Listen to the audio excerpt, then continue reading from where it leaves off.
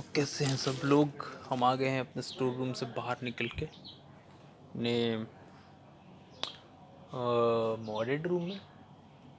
Okay कोई बात नहीं, हवाई बूज़ा पे आए हैं हम लोग अपने।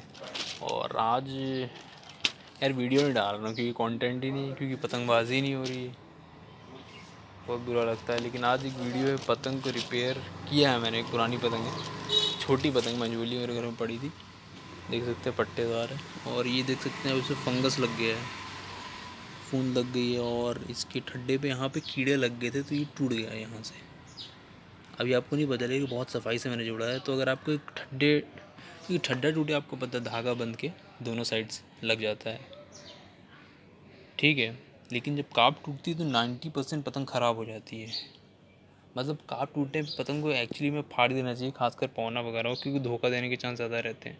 लेकिन आप ठीक कर सकते हैं या कैसे, इसमें धागा ना लगाएं तो ज़्यादा बेटर रहेगा। टेप आपका ढंग से लगना चाहिए। इसमें आप एक पुरानी पतंग का ठड्डा काला काला जैसे टूटा, उसको यहाँ पे उसके एकदम बराबर बाहर की तरफ लगाएं। टेपिंग उसकी मजबूत करें, वो एकदम फर्म होना चाहिए। और इसको खींच के यहाँ पे टूटी थी, यहाँ पे टूटा था, तो इसके आगे यहाँ पे एंड पे लगा दे ताकि स्लिप ना और ये रोक दे। एकदम फर्म उसे लगाइएगा। देखिए कीड़े भी घूम रहे हैं उस पर, ठीक है। फर्म लगाएंगे तो वो सपोर्ट पुरानी डंडी की बजाय नई डंडी से हो जाएगा। उसे टेप से टाइट कर दीजिए।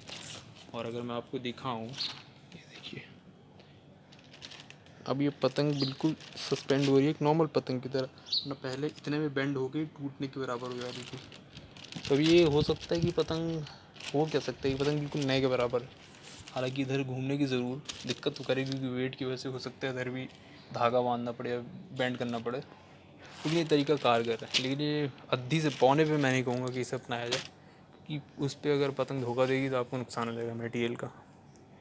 आज का वीडियो बस ऐसी रिपेयर टाइप के लिए, बाकी वीडियोस कंटेंट के लिए बनाता रहूँगा। मिलते हैं नेक्स्ट वीडियो में, हो सके तो। तब तक के लिए गुड बाय।